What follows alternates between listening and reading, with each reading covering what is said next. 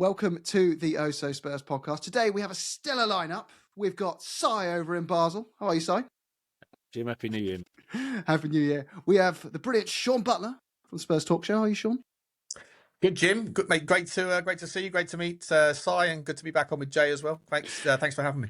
Cheers for coming on, guys. And of course, we have Jay back. Last time we had Jay on, you all asked him to come back on, and I took 12 months to do it. So there you go. Got him back. I treat the guests like Tottenham transfers, late and overdue. But I think we've got a great panel for a really interesting chat. I didn't want to just go into kind of, who's to blame and start going, is it Lange, is it Levy, is it Frank, is it Vinai? But it's brought up some really good questions we had off air. Is a director of football actually a beneficial role to all clubs? That was one. What does a successful club structure actually look like? Like, which clubs are actually getting it right? Not many at the moment. Do Spurs need a figurehead? Over to you, Daniel Levy. Would you be worried if West Ham appointed Daniel Levy that they might overtake us in 10 years? And why are ENIC getting so much of a softer landing at the moment? They've got no goodwill in the bank, guys, but we'll get to that later. I'll start with you, Sean. I'll start with you, mate. Do you think a director of football in the league is adding more value than it's taking away so far? Because there are pros and cons to the role, right?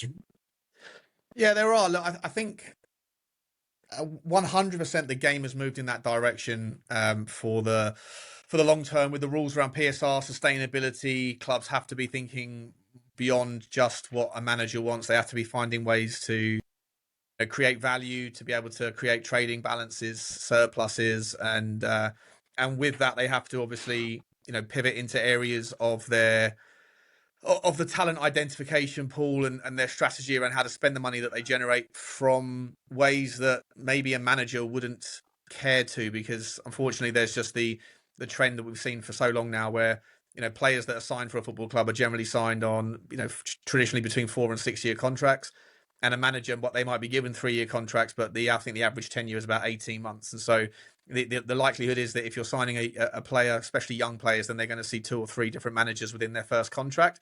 And I think with all of that, with all of the requirements around sustainability and the fact that football clubs need to find ways to keep one eye on the present, but also plan for the future, I think you need to have somebody in the football club that is tasked with a different set of KPIs to the manager. And unfortunately, therein lies the problem, is the vast majority of football teams, at least in the Premier League, have fractious relationships between the ownership, or at least the leadership, the directors of football, and the managers, because they want different things. Managers want players that are going to help them now to keep them in the job for today and tomorrow. But the impatience in football, the incredible requirements for immediate success have to also blend with the needs of the football club to be thinking about tomorrow. And so I think that the question is, if the question is, are directors of football adding value? I think they certainly are trying to.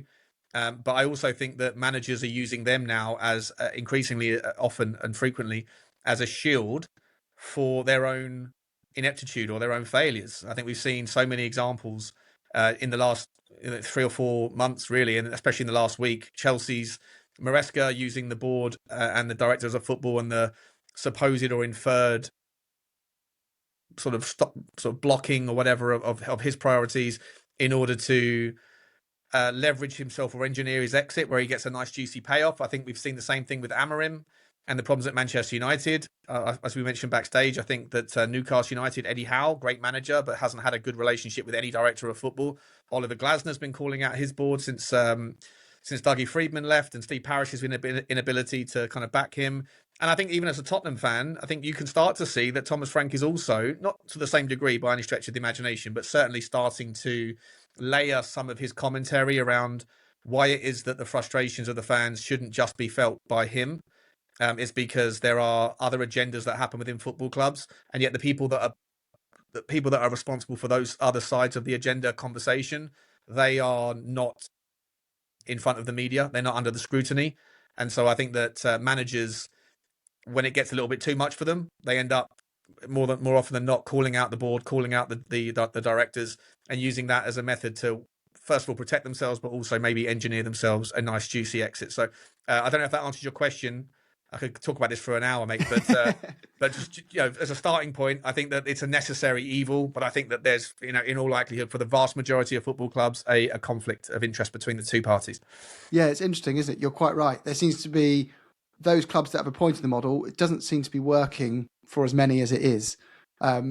And it is interesting, like you say, they can use those people as shields to their own failures in many ways.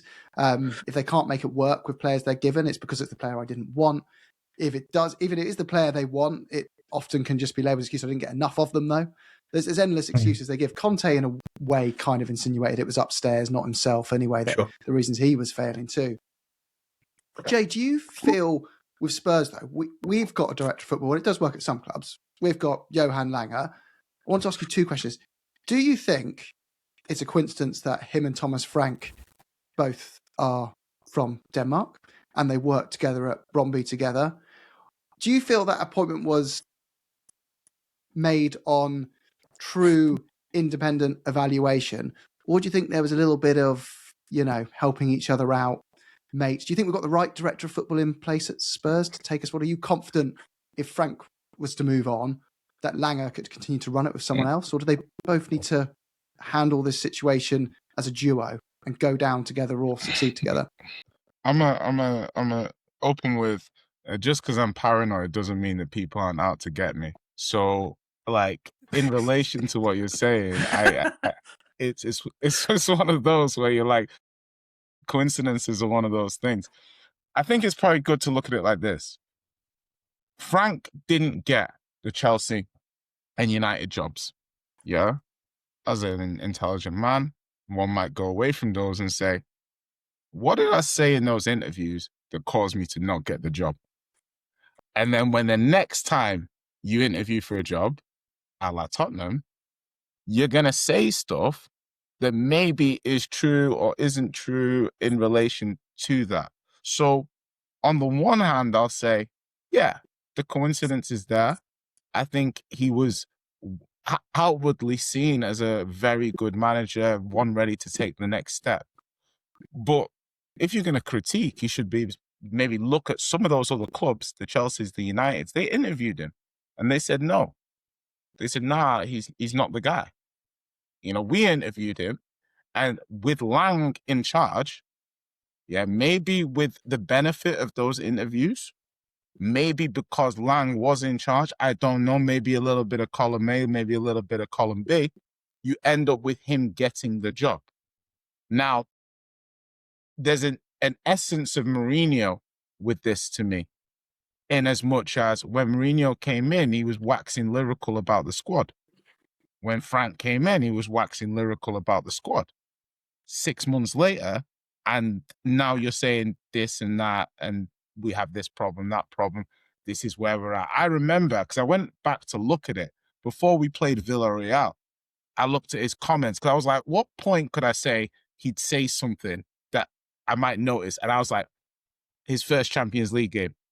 Yeah? So let me go back and look what he said in his first Champions League game before he played it. I think we've got an excellent squad. I think we're capable of going far in the competition. Yeah? 2 months later, he's saying, are we a Champions League team? I mean, we're a Champions League team, but are we a Champions League team? And to me, it's just not even passing comment on this. I'm just laying it out where I'm like, did you then over-represent the squad, or did you kind of just say it and think it wasn't going to be as difficult as it is? Yeah. So that's how I would answer that specific question about Lange and Frank. Good answer. Si, you work within, understanding leadership and cultures of big organisations, and Spurs are one. And you often mention back to that comment Ange Postecoglou left about the trophy. It can't just be the trophy. It's got to leave a foundation for you to, you'll know the exact step. I'll leave that for you to bring it up in a second. You'll word it better than me. But he left it with a comment around kind of needing to leave you with a culture and be a springboard to success effectively. So I wanted to ask you a bit about that. Do we now lack of, I don't really know who our figurehead is. It's supposed to be Vinai, but I'm not really sure you'd call him a figurehead of the club. Frank's just not, he's a groupthink leader. He's not that big personality who's happy to bear the brunt of the media on his shoulders. On the touchline, he's always looking to others around him to help him make decisions. Do we lack that leadership now? Do we lack that personality at the club for someone to grab these problems and take them on? I think all of that is somewhat true. I think that also when you're working for a big organisation, and football clubs these days are big organisations, right? They're businesses, and the director of football is set up to oversee all of the sporting area of the organisation.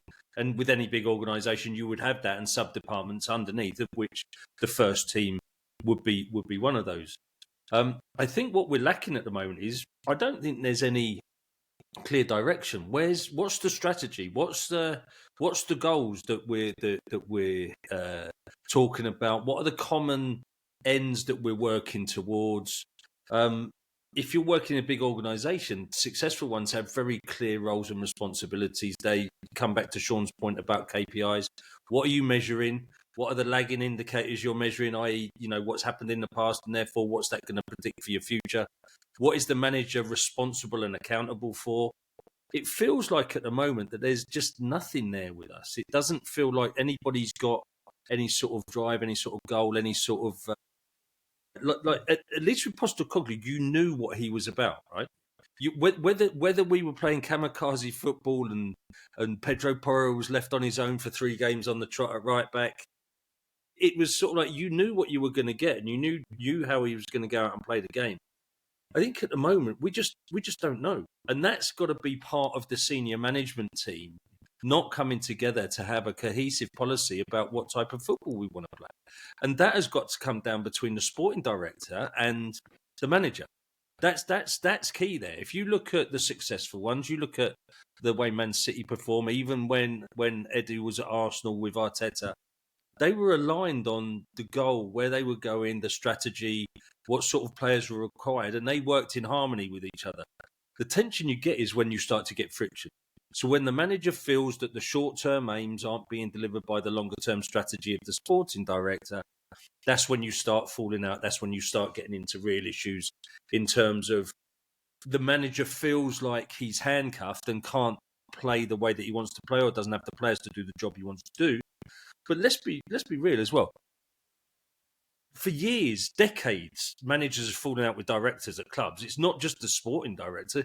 How many times did Brian Clough fall out with the directors that he worked with at Leeds, Forest, Brighton? It's not new when there's not money available, where you can't go and get players, that managers start to deflect some of that. Maybe it's just becoming a bit more prevalent now because we see more of it.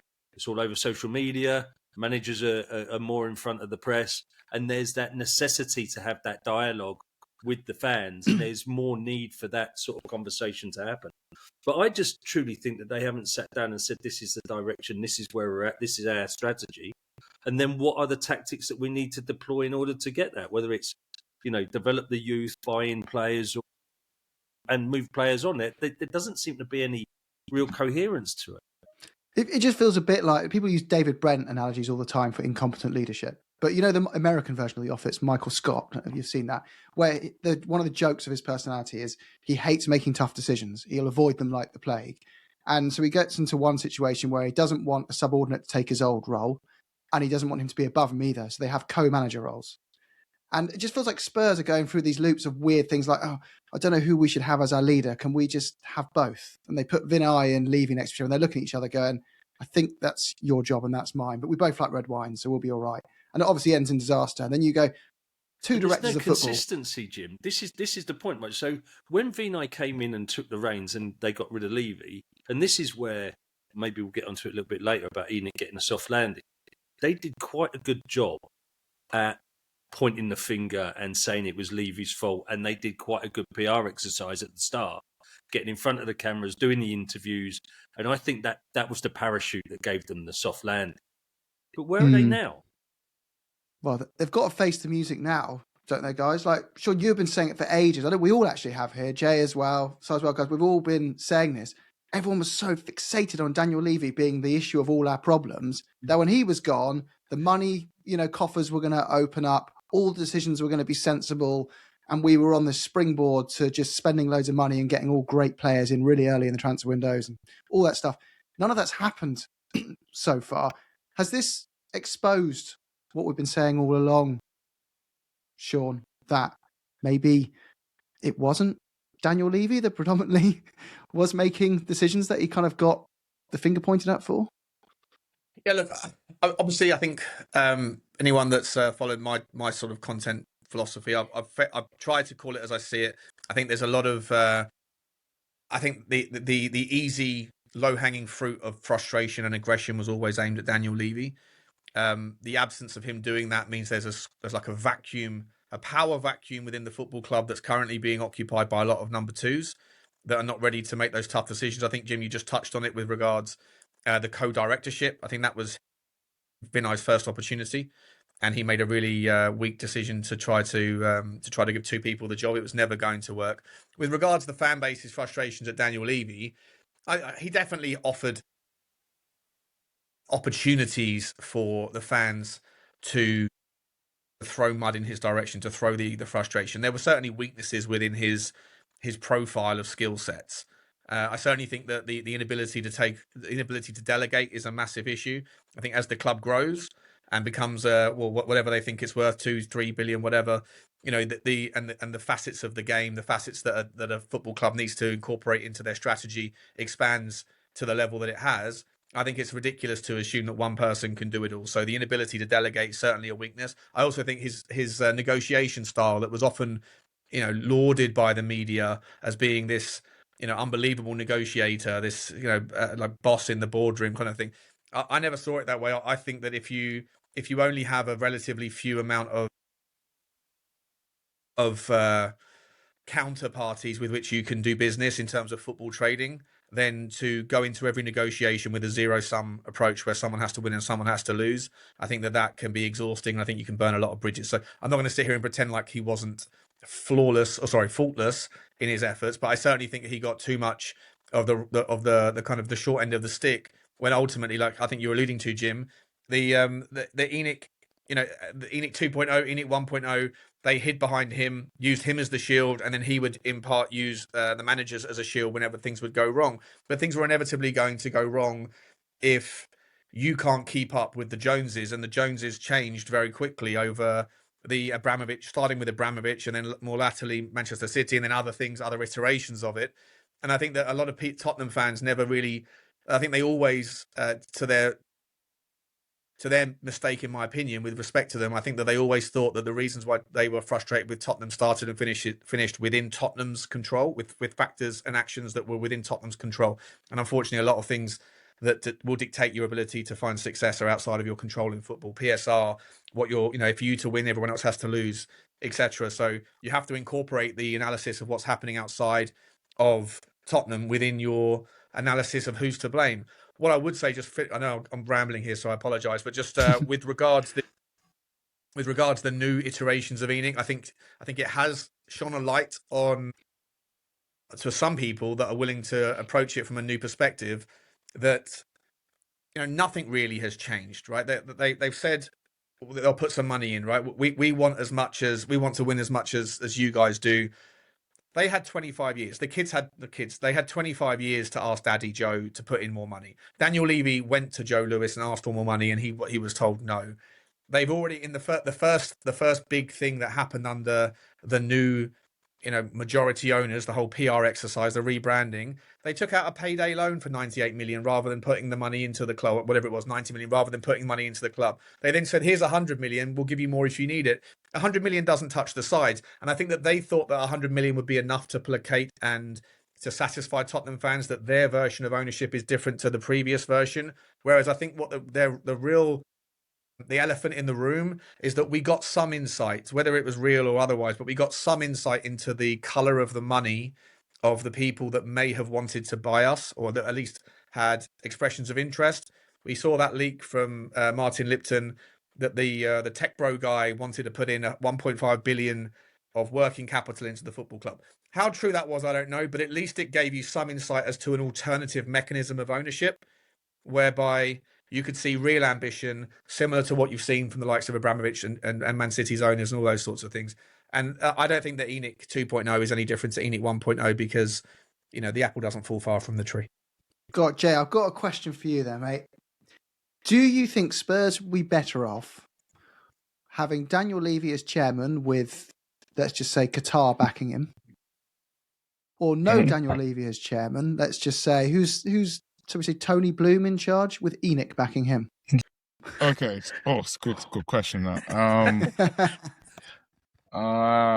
Superb. Go, Jay. Yeah. Oh. Do you know what I mean? It's like, would you rather have your little toe or your little finger cut off? No. I think when you look at it like that, I guess the overarching thing would be when we were discussing it before, and you make the excellent point about it's almost like listless, not directionless, but probably you can argue directionless. And I feel not a disconnect to the club, but it's like I liked a lot about Tottenham 1 year ago. Do you know what I mean? And now I'm struggling for positives. And the one thing I always had with Levy was I know he cared about the club. Whether some people didn't think he did or he just cares, the profile of the club, like how we were perceived, like even if we weren't meant to be in certain conversations, he got us a seat at the table. He got us in those conversations. And it's just like, I don't know what a Vinai Lange Frank combination has for me. It's not this, like, do you know what I mean? It's like you're telling me that this football club I love is in their hands. Like none of them. The longest person that's been there is Lange at 2 years, and I'm really like it might just be confirmation bias, but when I think about him, I think about how often we read about him not getting the deal done. Is Ange said something to the player, or Levy flies around. Never is just Lang doing his job and convincing a player on the vision. Do you know what I mean? The one he really nailed was Bergval, who's like Scandinavian, all this sort of. So I mean, he had competitive advantages there. You know, in the one deal he nailed, and the person was true. Like I almost be like, is he not impressive? Is he not able to sell this vision? And that's my issue when I look at Frank and I look at Lang, and I'm just like, they're not. For me, it's like Frank is a pragmatic, honest. He's a nice guy, but he's like an honest man. And for me, the people that run my football club need to have a splash of fantasia about them. Do you know what I mean? They need to make me think we can do something. Like, and we always had that, even if it was just Levy saying, I want us to be this and that, but we had an aim, something we were tangibly aiming for. And, we were just going along with it. At the moment, it's one of those things. I'm worried that we broke a seal finishing 17th. Like, I'm worried we broke something where it's like, once you allow to lose that many games, or that there's something that changes. Do you know what I mean? A flippancy maybe that comes in, and we spent decades ridding ourselves of that flippancy. And it's like, if I think about what's the last time I felt like this, and I'm like, probably George Graham. Like, if I'm actually thinking about it, like, because Nuno didn't last that long, and it's like probably of the George Graham kind of time. Exactly. But that was just that kind of feeling of just, nah. So I think circling it back to the question is I'm going to say that the point I would say is a figurehead, Bloom, he cares and he has a vision. But even still now, everyone praises Tony Bloom. Hey, reach your ceiling a little bit. One UEFA campaign, one Europa campaign. That's it. That's your lot. That's everything you've done. This is the guy that's meant to be better than Levy, the guy who's meant to be... No, that was your ceiling. Couldn't break that ceiling. Yeah? Now, I'm not trying to say that he's not great for what he's done, but what I'm saying is you get to a certain point and that's your lot. And it's not easy to break through. And I noticed the league was getting more competitive. And it's just... I have reservations about Enoch. I never analyzed Enoch aggressively because I always, rightly or wrongly, thought Levy to an extent had Tottenham's best interests at heart. And Tottenham is broader than just what the fans want.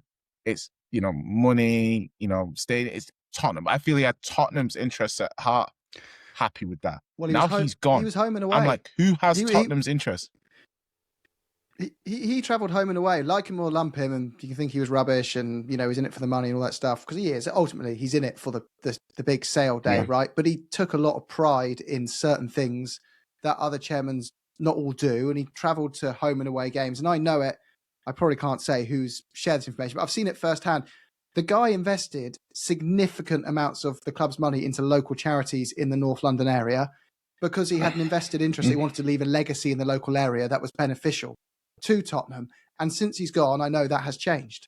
And I won't go into details as to why, but, like you said, he did care about some stuff associated to the club more than it just being a business, even though it primarily was a business to him. He did care. I do want to ask one last bit on Levy, because I think we've talked about Def and he's long gone anyway. And then we're going to talk about Thomas Frank, because he can't escape the crosshairs either. There's fair time, I think, to pass some assessment without, saying to an extreme he's completely useless, get rid. But it's time where you can look and evaluate a bit more fairly. Would anyone on here be concerned if Levy was appointed chairman of West Ham and you had to put a bet down? Would anyone be concerned that by the time his tenure had finished, so say 15 years, West Ham would have overtaken Spurs in their current setup? I'll go quickly. I don't think it's possible with West Ham not owning their stadium. I think if that was to change, then I think West Ham would be quite a draw. I think I read an article. Shall I say Chelsea, Sean, instead? Would that be a better one? No, because they've got a big advantage, don't they, because of their legacy. Oh, go with West Ham. Go on. Well, so it's the angle you're coming at. Like, is Daniel Levy's. People that didn't like Daniel Levy, if you saw him the chairman of another club, you're scared about the things that you used to dismiss? Is that the point you're making? That is partly the ulterior underlying snaky motive of my comment. But the other part as well is, could he actually succeed if he had the right structure behind him at a different club? So West Ham's probably a terrible example of that. I think West Ham not owning the stadium limits their ability. But someone else, somewhere else, 100%. I think the guy knows his way around a commercial deal, and I think that he, if you were to align his skill set with someone that had the data profiling of a Brentford, maybe Brentford would be a good example, right? Because they have the Brighton Brentford model of data profile, but they don't necessarily. Tony Bloom or Matthew Benham don't necessarily have the commercial acumen. At least we haven't heard about that side of their game to the same degree as Daniel Levy would. So if you could combine Daniel Levy's skill set with commercial with someone who has the data stuff in place, I think that collaboration would pretty. I think that'd be quite scary over a 10-year period to see what a club could do. Well, so I can't let Thomas Frank escape the conversation, especially when Stu's not on the pod to defend him, so we can go all in now with joke aside, we've discussed it before, guys. I will lead with you, Sar, on this one, but I think we want to give Thomas Frank time to show, can he tactically adapt? There's arguments, particularly, I think, Sai, if you were staunchly Ange in, you're typically blaming the players right now. And if you were staunchly Ange in, you're blaming Thomas Frank right now. And if you're staunchly the other way, you're blaming the players right now. So it's kind of, you're picking your poison if it's the players or the manager, kind of based on the bitter feelings and arguments of last season spilling into this one for a lot of people. And there's a group of middle people in there who are going, actually, I think the players are all right in some areas, but we're not as good as we thought. And the manager's also not what we want either. And there's a middle ground of the challenge. But hey, let's give it some more time. And we should give this more time. What's the point in rushing off and appointing Ryan Mason right now? Let's see if we can figure it out. Not saying fire him. But culturally, I'm struggling with the press conferences. And we've spoken about it before. Are we being overly harsh and picking apart the press conferences too much at the moment? Or is there something in the way he's talking about things which is devaluing last year's achievements and eroding, some of that winning culture, let's say we built? And someone will be saying, we didn't have a winning culture, we lost 17th in the league. But you know what I mean? A trophy win does remove a Spursy tack, right? Yeah, I think the thing that gets me with Frank is that I can't marry up the words that he uses to what you're then seeing on the pitch. Right? There's a real disconnect there between what he says he wants to do and then what appears on the pitch. And I think he's using that. He references 17th quite a lot. And I know Stu's going to be screaming at the screen right now as we have this discussion. But he uses 17th as a reference point quite a lot, that as if, 13th isn't so bad because 17th last season. And I think it's a dangerous game that he's playing, because I just don't get the confidence from him that he's got anything within his locker that is going to take us to that next level. It's coming back to Jay's point where, you want somebody in the club, you want somebody either at the head of the team or at that director of football that's got the personality that can pull the club along to where you need it to get to. And I don't think Frank has that. He doesn't have that personality that the players will get behind, that the players will run through walls for. And, he's building layers, yeah. What layers are you building, Thomas? It's like you're halfway through a season now, and I can't see all of these layers that are being built. You want to play attacking front foot football. Well, you set up with 2 banks of 4 to hit on the break, play down the wings and hope for a corner or a free kick. And, if you look at, so for example, I was looking today on The Athletic, they do these, every week they do one of these alternative Premier Leagues, right? And the alternative Premier League today was through balls. Yeah. So how many through balls have Tottenham played the whole season? Well, we're 20th out of 20 with 9 for the whole season. And they played 9 through balls all season. 9 through balls all season. And of those 9 through balls, 1 has ended in a shot. Yeah. And that just tells you where we're playing our football. We are overdue another through ball sometime in January. Well, I think 200 minutes per through ball at this stage. We've penciled it in for February, Sean. I think in the last press conference, he's got a through ball lined up.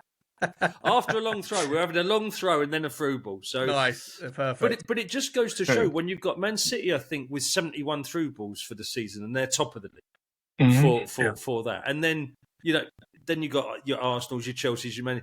We are below Wolves for through balls in the league, for God's sake.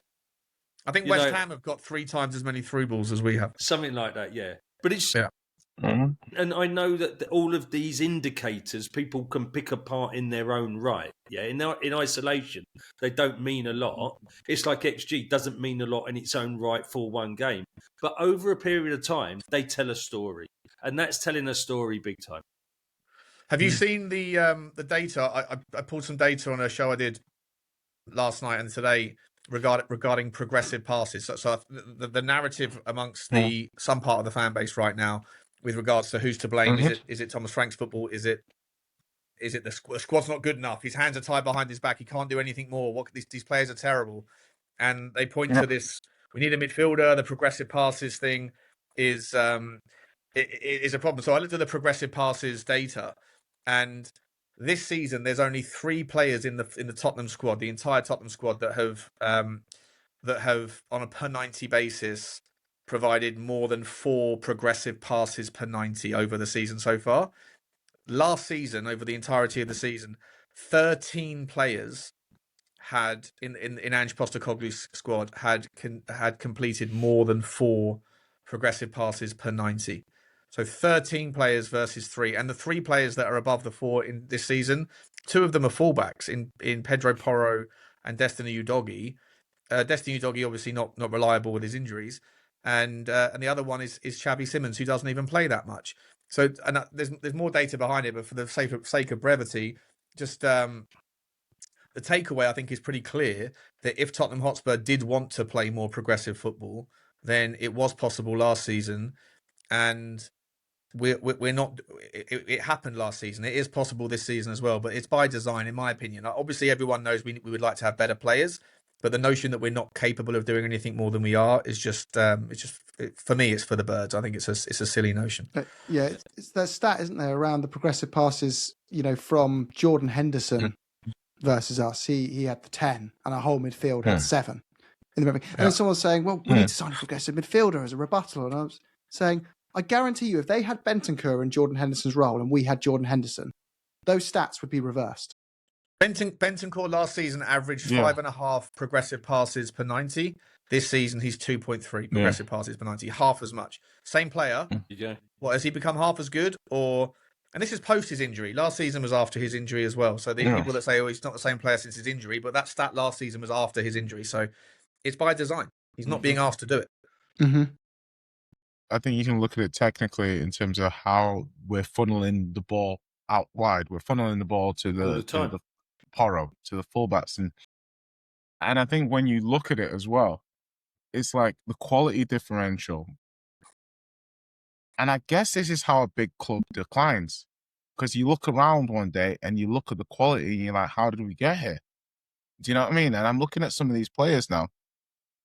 And I'm like, okay, so like you got Henderson. Henderson might be our best central midfielder. Like if you look at both teams, Henderson arguably would be the best central midfielder. Right? And I'm like, this is a Henderson that, and it's like the young players. Like this is why I'm so, I don't want to say mad at Lange, but it's like, if you want to build the club and the squad, and you're building the club and the squad, you have to take the flak when your decisions don't work. Like if you decide to buy these young players and they don't grow to who you think they have the potential to be, you have to accept that, and we all suffer because your gamble didn't work. So this is where, when I'm looking at the players and the progressive style, it's like, okay, some of these young players need a good system where a coach is telling them, this is where you stand, this is what you pass, this is how you do it, because they don't need to play on instinct. But then on the other hand, like Sean's saying, like some of this is by design. The job is like get the ball long and Richie can fight, pass the ball to the wingers and let them try and dribble people one-on-one. And do you know what I mean? That's what we are at the moment. And then like I'm concerned, just about not the regression, because I think some of these players aren't as good as what we think they are, but they're not being platformed in a way to be offensive, forward-thinking players. I just look at some of the performance, like Sunderland game. I was like, what stops us doing that first half in the second half? Exactly. Do you know what I mean? Because if you look at the game momentum stats, Jay, it was almost a mirror image to the first half. I mean, the first half, we all sat there and watched it and thought, yeah, there's something about this. We've got at them a bit. We've got around them. We went through the middle a little bit more. And then second half, I don't know what happened at half time. It's a mirror image of the momentum.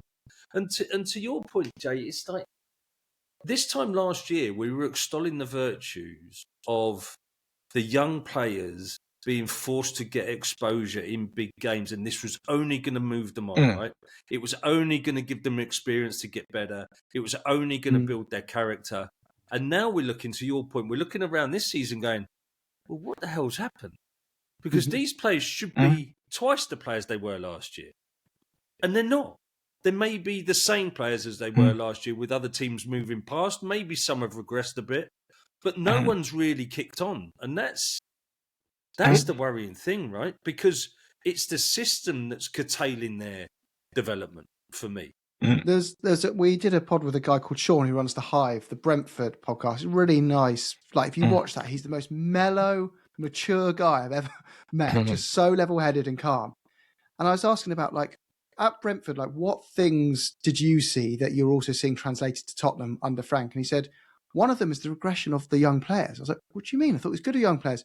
No, he would staunchly avoid playing young players for older players, and he was absolutely forced to put the young players in, but he didn't trust them. So they'd be limited in their roles. And I'm seeing that at Spurs now. I'm thinking, I just didn't expect that. And he said also the press conferences, we'd go away from home in particular, and we'd play really defensive football, and the fans would ask for something more offensive. And in the press conference after, he'd say, I think we played well and took risks. I'm seeing this again. It's happening at Spurs. It's funny. I just did not expect these things to be translating across. And I don't want to throw him under the bus. He's done some things good for us. It hasn't all been bad. And he hasn't got all the players he needs. He has got a lot of injuries. I'm not saying sack the guy, but there are some concerns, aren't there? His press conferences and his commentary has really concerned me because at the start of the season, I remember listening to, I don't know how you guys ever felt about Ange towards the end, but I never fell out of love with his football. I fell out of love with what I consider to be like double speak. He used to say one thing and then say another and try and, move the goalpost on whatever to align with whatever was correct at the time. With Thomas Frank, when he first came in, I would hear him speak and I'd see where he was coming from. Like he was saying how I was feeling, and he would also say things that I hadn't thought of yet, but that I agreed with the second that I heard them. And I was like, oh, this is great, right? There's a manager here that I am on the same wavelength as, and I can see he sees things that I don't even see yet. But at least I'm on board with the 70% that I can understand and jive with. So like I value it. More recently, though, I think this defensive nature has started to kind of be more prevalent. Where he's, again, as we've gone back through this, whether he's trying to defend against comparisons, relativity to Ange Postecoglou. We're not that bad. Remember, we were 17th last year, as though that's the baseline and benchmark of what is an acceptable outcome. Anything above that is good enough. No, it's not. And then also some of the things that he's saying now, I just don't view the game through the same lens as he does. When I see the performances and he tries to celebrate them and think that they're a great outcome, or he uses the justification of why a 0-0 draw with Brentford is fantastic because those guys recently had a good performance against the Liverpool team, who, by the way, aren't that great this year, aren't special at all. Like, to me, it's like there's a dislocation from the initial impression that I had of Thomas Frank, which was that I think most people that I spoke to shared, which was he's saying what most of us think, and he's adding value that most of us haven't thought of. To now, he's trying to dress up or pull the wool over our eyes and try to pretend like some of these performances are more respectable or more impressive than they really are.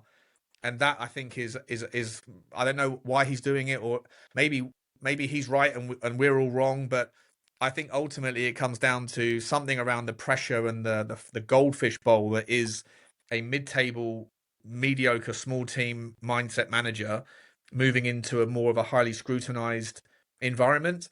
When he's at Brentford, and I fear the same for people like Iriola, by the way, and people like Marco Silva, they can win 3 games and everyone notices and says, oh, well done. They can then lose the next 3 games and no one notices, because that's the volatility of a mid-table team. But at Tottenham, you lose 2 or 3 games on the bounce and everyone wants to talk about it. And I don't think he's used to it. And I think that's the fear for me of if we were to part company with Frank and we were to move for another guy that's earned the right for the step up, are we not just going to walk into the inexperience of what it's like, what it takes to be able to handle the pressures and the scrutiny of a 62,000 highly expectant, highly impatient, highly frustrated fan base, plus the eyes of the world and the media that comes with managing a team like Tottenham. So yeah, that's how I feel about Frank. I think it's a really good point about the types of manager that Frank falls into. And like you said with Iriola, yeah, their style of play is different. And similar with Glasner, the idea of the remote romanticism of going to get some overachiever from a, should we say, inverted commas, smaller club, and saying we gave them the tools and the money, they'd clearly do the same level of overperformance, but with more. So therefore, we're going to overachieve again. Rarely works. It rarely works. And it's funny when you say when they were winning 3-4 on the bounce, like Palace went like 19 unbeaten or something, didn't they? And Bournemouth were on a great run. The talk in the media is they deserve the Tottenham job, they deserve the Man United job, they deserve the Liverpool, whatever it is. And as soon as they start losing, like you say, no one throws them under the bus. They just go quiet and stop linking them to the big clubs. And they just kind of nobody noticed Iriola. Iriola have gone 11 without a win. Nobody noticed until he went 6 without a win. No, exactly. And it was only in the last couple of weeks people have said, what's happened to Bournemouth? At the start of the season, I saw them 2nd, 3rd, 4th, but now they're down where Tottenham are. Oh, wait. And you look, that's right. They've drawn 5 and lost 5, whatever. But like it takes a while for people to notice the bad outcomes. Whereas at Tottenham, Tottenham fans notice it immediately. Yeah. I think there is somewhat of a difference. Managers like Iriola, though, have a level of philosophy that won't necessarily always be successful at those smaller clubs, whereas Frank is a very, very reactive manager. He reacts to what's in front of him rather than having a philosophy of football that he plays towards, right?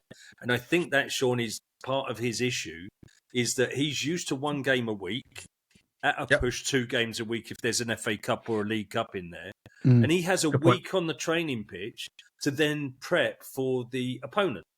What he has now is he has a 2-day turnaround, and you can't do that. So unless you have a philosophy of the way that you play and you tweak around the edges for the opponents that are then put in front of you, you're then going to be chasing your tail and playing catch up all the time if you're trying to react to that. And the way you react to that is by going super defensive and then trying to play the percentage game. Mm. And like you said, you're seeing it with Glasner now as well, Si. The same type. He's Thomas Frank with trophies in many and ways. That's why Iriola will be a success somewhere. Yeah, for sure. Without a doubt. I've got no doubt. Not necessarily saying that we should go for him, but at some point, Iriola will be a success. Glasner won't, I think. Certainly not in the Premier League, because he's, like you said, he's Frank Light. Yeah, but like you said, like Maresca is a great example because he got a huge promotion into the Chelsea job from the Championship, but there's a reason why he's linked to City, despite not really working out at Chelsea. That's because when you have really, really good players, you can play front foot attacking football with a defined style and outplay most teams in front of you. You don't need to be switching up the reason you're switching up every 3 days is because you have inferior players and you're trying to find a way to circumnavigate their weaknesses and outthink them. And it's the same with other managers in the league as well. Oh, who are we linked with again? The PSG manager. Yeah. What, Enrique? PSG manager. Luis Enrique. Yeah, he's another one. He was linked with Spurs. People think, because he's crushed it at PSG and come into a club like Spurs. Go on, sorry. Go on, Jay. I was just saying, the thing, I remember the feedback on him at the time. People were like, no, not Enrique. I was flabbergasted. But it's funny because I see it a little bit like Xavi. Do you know what I mean? I'm a little bit like, we'll see Xavi go somewhere, maybe do a really good job, and we'll think back. Like, I think environment, everything is really important. Xavi's super technical though, Jay. Like, if you were, whilst I don't agree with the notion that these players aren't capable of anything. Like, Xavi needs to play with technical players, and we haven't got too many of them. But the only thing I'm gonna rebuttal with that is like, you can buy decent level technical players. It's still profiling. Do you know what I mean? They're not, limitless in terms of the number of players that exist. It's just a different targeting of players. Do you know what I mean? So obviously when we look at our squad, you've got like Lange's spent nearly 400 million. Yeah? Like he spent nearly 400 million pounds. And you look at the squad and you're like, 80% of the quality of this team came from before you joined. And you spent 400 million pounds. Like, there's nothing anyone can say that can justify that to me. There's nothing. The players he's bought cannot justify 400 million pounds, and maybe one of them could be considered our best player. I'd argue none of them are our best players. Do you know what I mean? So I'm just like, no, but I think the point is about with Xavi Hernandez though. I think the concern would be if you were to bring him in, he wouldn't know what to do. Like it's just in this hypothetical that he came in tomorrow, he wouldn't be able to work his style of football with this squad, and you'd have to basically replace the entire squad, or not all of it, but like maybe 80% of it, because and that's why it's too much of a pendulum pivot. For once, we need some continuity, but the thing is, some philosophical consistency, so that we don't have to change everything all the time. But we need a philosophy for philosophical consistency. The first things first. But, get the put the horse before the car. I think Iriola is for me. I think Iraola's like, if I could look now with the benefit of, like, do you remember, Jim? I remember we had conversations and it was a bit like, replacing Ange with Iriola, would it be a little bit too similar? Would it be a bit too like for like? Now it's like, that's I need that. That's what I like. I've experienced the other side. Yeah. I need that. So if you're saying there's similarities, good, more. Give me, like, because I'm just looking at it, that he's done a good job last season. The team will be well coached. He knows. I'm like, he must have turned us down. Do you know what I mean? I look at this and he must have been like, I'm not interested. He is. He's really close. He's really close with Bill Foley. Which goes back to the point we started, the very first question, all right? Yeah. What it takes is a director of football, an owner, and the manager that are all on the same page, and that's how you can blend some level of continuity.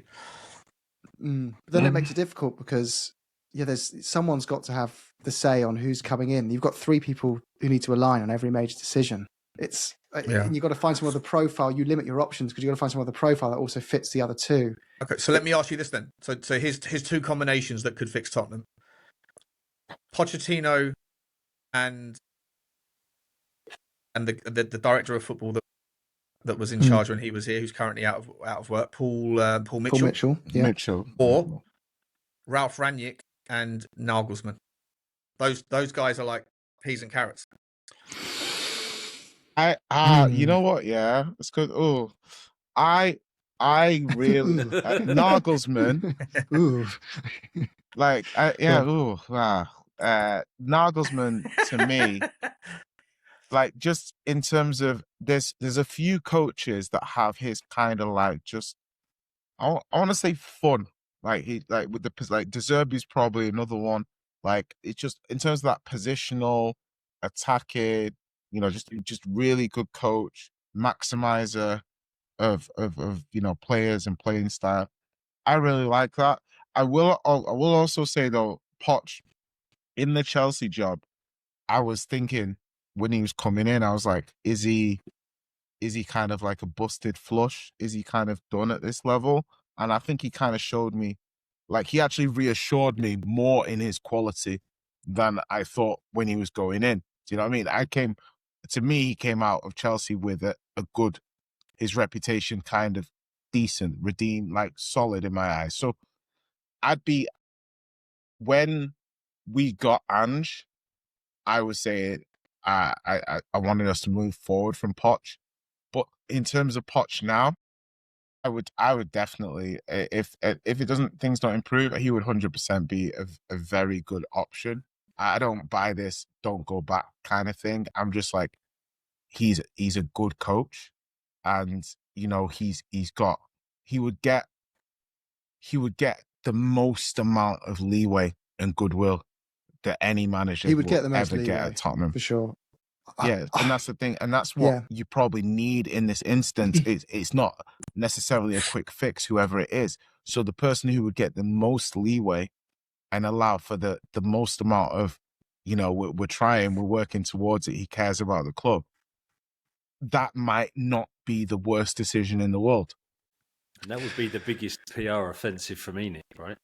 Yeah. Mm-hmm. You can't mess that one up, though. That is the break glass and emergency. Like, quick cash injection, appoint Pochettino. You've got to nail that next bit. Otherwise, it's what a joke. We should never have gone back. Because we need to wrap it a sec because we're approaching the hour. I will finish off with the final question. You wake up in the morning, an enormous 4-poster bed, Arsenal posters all around the wall. Go downstairs to see Daniel Levy in stained jogging bottoms and a beard. You're Josh Levy, his son, now running the club, of course. Who else would it be? He's an Arsenal fan, isn't he? I heard that rumour. I don't know, that's a load of rubbish. But anyway, you can make one change at the club. You've got to make one change at the club that day. You can either change the director of football, the manager, or your appointed CEO. You're going to go meet up with the other Nepo kids later to have a vote on it at the pub. But who's your vote casting for that you need to make a change? Tough one, Si. Who would you change? You've got to throw someone under the bus because the heat's getting too big. The banners are back. Purple and gold are now purple and brown. They've rebranded. They're trying to get rid of you. They've rebranded and they're coming They've had to pick from... They've gone down the list of most unaesthetic colours for a logo, and they've gone... I'm not going to be too creative here. I think if it had to be tomorrow morning, I think I'd have to stick the manager under the bus as it stands right now. All right. If I could stick Enoch under the bus and get another owner in, then maybe that. But that wasn't on the cards. You didn't give that as an option. So you'd change Thomas Frank. We've spoken about why this is stupid because you need all three to be in harmony and you're just breaking up the party even more. But we're Tottenham, so But it'd be stupid to do it tomorrow anyway. We'd wait till on the eve of a cup final or something, wouldn't we? Yeah, sure. Luck our way to the Champions League final, then change the manager. Sean, who would you change? Well, so my options are the manager, or the director of football. Was or there a third Vinai. option? You can change Vinai. Or CEO. I would change... Do I get to pick a replacement as well? Yeah. Sorry, who's your replacement, actually? Yeah, don't get off too easy, mate. See, I was going to go Nagelsmann, but then I just had to look up at these. I don't know if we have any skateboards we could take at the training ground.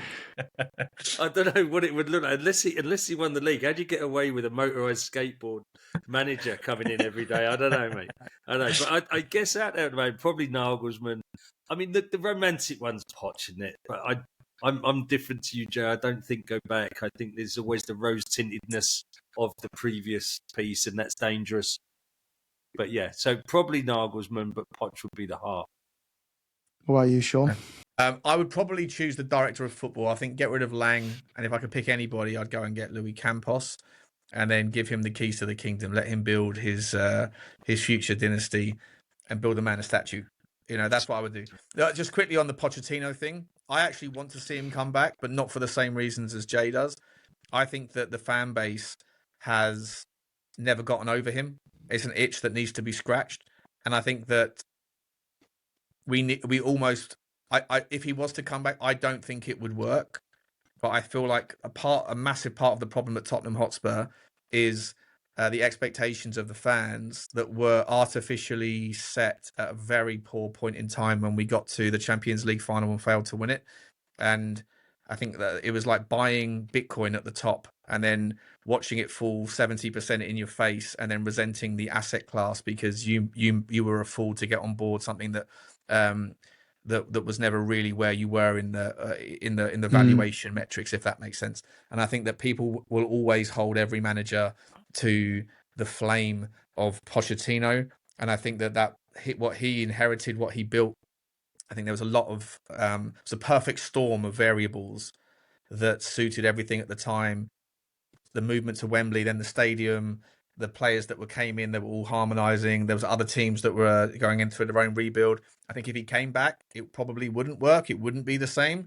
And whilst that might tarnish his reputation as a legend at Tottenham, I think for the fan base to fundamentally come back down to earth a little bit around where we are and what is where we should be, I think that maybe Pochettino needs to come back just so we can scratch that itch. Do we do it? Still Tottenham? choose Louis Campos as the option. Do we do it at Tottenham style though, and employ Ange and Poch in a dual manager role and just get both out the way? This was positive out last night. How about you keep Thomas Frank for the defensive football, a defensive coordinator, and then bring Ange back for the offensive stuff. Have Frank for away games. Yeah, have Frank for away games. Well, it was no better under Ange at home though, was it? So not really. Bring Poch back for the home games. Yeah, bring Poch back. There you go. Jay, you are Josh Levy, and you have to. You've had a chat with your mates, the Lewis kids. You've got to remove either Vinai, Lange, or Frank and replace them with someone because purple and gold or purple and brown are now back, and they want a head to blame, a head to roll. Who are you getting rid of? Lange, without question, Lange. There was like, no doubt. just, there was no doubt you were going. No, it's like honest. It's like I had like almost like an epiphany with Kudos getting injured. I had an epiphany. I said, this guy, on the last day of the window was trying to get Savinho. He was trying to get Savinho, last day of the window, signing a whatever. Okay, cool. You didn't get him. Yeah, but you wanted that kind of player, or you wanted something like that. Yeah? Cool. 4 months later, I'd like to think at the start of the window, you would have exactly who this person was lined up. Okay, no problem. It happens. Don't know what's going on in the background. Okay, our main alternative right winger, he's not getting minutes. We're thinking we should sell him. Cool, sure, no problem. We're going to sell him on the first day of the window. I mean, not sure about that. I mean, because our current right winger is starting to look a little, and he's playing a lot of minutes. And also Palace kind of, with Eze, they took their time. Clearly, there's a number of teams interested in Brennan. It won't kill us to not sell him on the first day of the window. A few minutes later, Brennan leaves. Kudus gets injured. And now I'm like, okay, there's got to be this player ready to go, lined up, this and that. No. So the guy who said, all right, I'm going to loan Tell for 10 million, whatever, cool. I'm going to buy Tell. I'm then going to buy older Tell in Milani. It's like, what are you doing? Every avenue Oh yeah, do you know what I mean? Okay, cool. We made Champions League. We're playing Champions League. We're gonna sell Højbjerg. We're gonna sell our established, proven midfielder, and we're gonna bring in 2 18-year-olds, and that's it from midfield. Like, who builds squads like this? Like, who? Like, I refuse to believe the board has told him to do this. This is him. This is him, like, being able to deal and trade without somebody saying, what are you doing? Because what are you doing? And that's the thing for me. It's like he's overseen the decline of the football club. You can say Levy has and Enoch has, but the director of football is in charge of putting the squad together. In charge, to a large extent, big say in the manager. So the guy who's come in, and since he's come in, because the window that got us 5th was done before he arrived. Yeah? So he had no bearing on that window that got us 5th. And since then, the team has declined to such a point where we can't compete at multiple competitions. We're not able to. So if you said Lange out, I'm like, okay, Frank's only been here 6 months. Do you know what I mean? Lange's meant to be the data-driven guy. Lange's meant to be like, right, okay, this is what you need. You need Timo Werner. And I'm like, okay, I can kind of see the vision if I squint. And I'm like, when you're not being a positive fan, sometimes some days you can just see it for what it is. Do you know what I mean? And I think I've just got that full HD glare on Lange now. Even the deals, the nice deals that we do, he doesn't close any of them. It's like, it's never him. Do you know what I mean? The good stuff we do is in spite of him. And the rest of it isn't proactive. It's not, there's nothing I can say. Even the likes of Bergvall, they're not growing. You spent 40 million on Archie Gray. We're now 18 months into this. I know he can play a few positions, but how long is it going to take? And if it's going to take that long, you had to buy another midfielder. You shouldn't have bought both of them. I like both Bergvall and Gray, but you shouldn't have bought both of them and been like, that's it. Do you know what I mean? As in, like, same with Tell and Odeberg. Who tries to blood 2 18-year-olds at the same time? Who tries to blood 2 20-year-old left wingers at the same? It's just crazy squad building. It's just crazy. Who builds a squad like that? So yeah, Lange. So I think I think Lange. Yeah, I think I agree. Yeah, so who is it, Jay? Yeah, who is it? Go on, get to the point. Having said all that, Thomas Frank can go. So I think I'd go for him as well. So there you go. I think we want a Louis Campo and Nagelsmann set up based on us being the Nepo kids. That's what the outcome would be. So there you go. All sorted. But easy. And ideally get the Qataris in as well, just to chaperone the whole thing. Yeah. Perfect. Done. Thanks very much, guys, for joining. And up the Spurs. Go on, Spurs. Come on, Spurs. Welcome to the Thinking Fans podcast. Here you'll find a different level of content. You'll find professional coaches, interviews with ex-players, interviews with professional scouts and former coaching staff at Tottenham. The whole idea behind OhSoSpurs is to provide higher quality content than you can find anywhere else around Tottenham. Come on, you Spurs.